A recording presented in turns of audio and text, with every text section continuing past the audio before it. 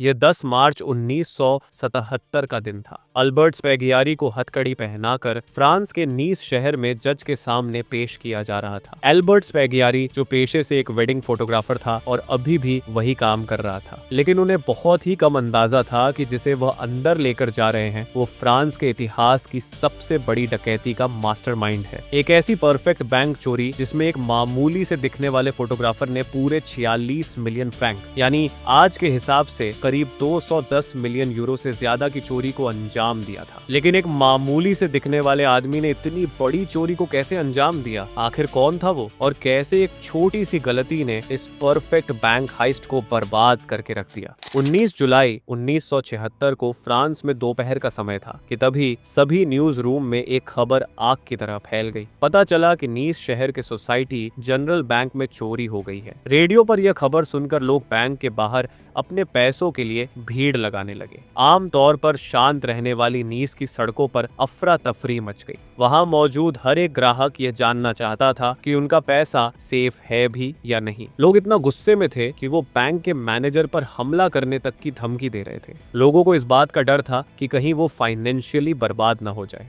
बाहर इतना शोर होने के बावजूद अंदर का माहौल एकदम शांत था, क्योंकि पुलिस को कुछ ऐसी चीजें मिली जिसकी उन्होंने उम्मीद नहीं की थी। एक सॉस पैन, एक टेबल, एक गैस स्टोव, कुछ ब्रेड के टुकड़े और कुछ शराब की बोतलें। लॉकर रूम की सारी सेफ बॉक्सेस खुली हुई थीं, जिन्हें हथौड़े से तोड़ा गया था या फिर ब्लो टॉर्च से काटा गया था। नुकसान का अंदाजा 46 मिलियन फ्रैंक लगाया गया, यानी आज के हिसाब से देखा जाए तो ये 210 मिलियन यूरो होगा। इससे भी अजीब बात यह थी कि इन्वेस्टिगेटर्स को दीवार पर कुछ लिखा हुआ मिला जो था न हथियार, न हिंसा, न नफरत। इन्वेस्टिगेटर्स को एक जगह पर एक सुरंग भी मिली। जब उनमें से एक पुलिस ऑफिसर अंदर घुसा तो वो कुछ मिनट तक रेंगने के बाद एक सीवर में जा गिरा। सुरंग लगभग 8 मीटर लंबी थी। चोरों ने सुरंग को ढाने से बचाने के लिए और कीमती सामानों तथा पैसों को आसानी से ले जाने के लिए आसपास प्लास्टर किया हुआ था। उसी वक्त उन्हें समझ में आ गया कि ये कोई मामूली चोरी नहीं है। उनका पाला किसी शातिर चोर से पड़ने वाला था। इस चोरी का मास्टरमाइंड नीस शहर से कुछ दूरी पर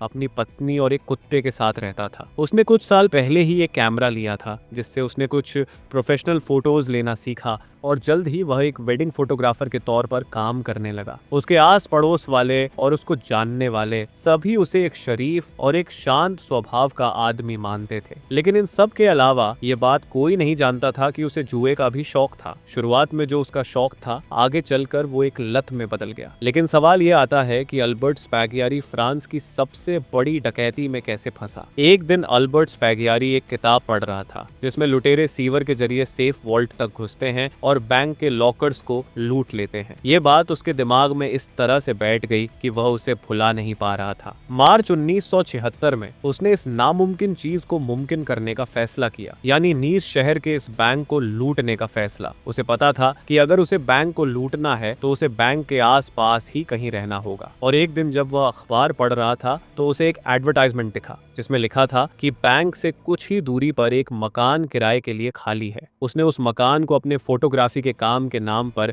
1 साल के लिए किराए पर ले लिया, जिसके लिए उसने अपनी सारी जमा पूंजी दांव पर लगा दी। बैंक के अंदर की जांच करने के लिए वह बैंक में अपना एक खाता खोलता है और बार बार आता जाता रहता है। वह देखता है कि सिक्योरिटी गार्ड कितने हैं, कितने एम्प्लॉय बैंक में काम करते हैं, वे ज्यादा डिपॉजिट किए गए पैसे को कहाँ रखते हैं और काम के दौरान कितना शोर होता है। अल्बर्ट बैंक में कभी कभी कुछ पैसे जमा करता और दूसरे लोगों से बचने के लिए कि वो लोग उस पर शक न करें, इसके लिए वो वही पैसे वापस निकाल लेता था।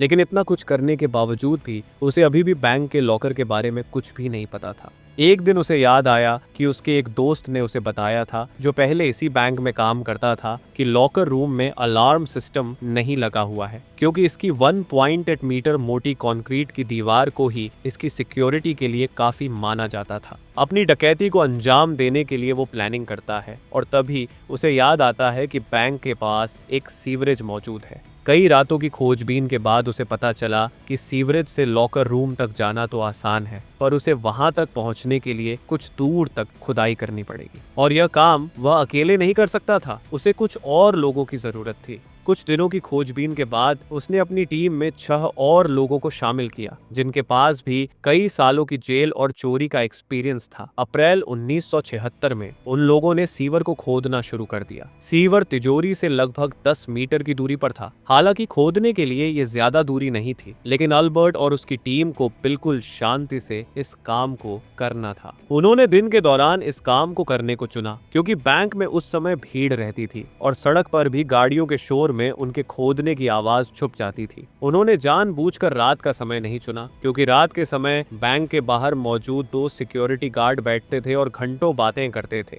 यानी कि एक छोटी सी आवाज भी उन्हें नीचे ला सकती थी, जिससे उनका पूरा प्लान फेल हो सकता था। टीम को केवल नॉर्मल इक्विपमेंट का इस्तेमाल करके पूरी सुरंग को खोदने पर मजबूर होना पड़ा था। उन्होंने पानी को ऊपर से रोकने के लिए रबर राफ्ट और समय समय पर आराम करने के लिए फुलाने वाले गत्ते और सुरंग को रोशन करने के लिए अल्बर्ट के स्टूडियो में इस्तेमाल हो रही लाइट्स और सैकड़ों मीटर लंबी तारों का इस्तेमाल किया। महीनों तक वो 1-1 सेंटीमीटर करके इस सुरंग को खोदते रहे। उन्हें इस सुरंग को खोदने में करीब 3 महीने का समय लगा। 16 जुलाई 1976 के लंबे वीकेंड के दौरान जब बैंक बंद था और सारे एम्प्लॉय छुट्टी पर थे, स्पैगियारी और उसकी टीम ने लॉकर रूम में घुसकर अपनी इस डकैती को अंजाम दिया। उन्होंने 271 सेफ डिपॉजिट बॉक्सेस को खोलने में कई घंटे लगाए, जिसके दौरान लॉकर रूम के अंदर ही उन्होंने खाना खाया और शराब भी पी। उन्होंने करीब 46 मिलियन फ्रैंक की चोरी को अंजाम दिया, जिसमें कैश, सोना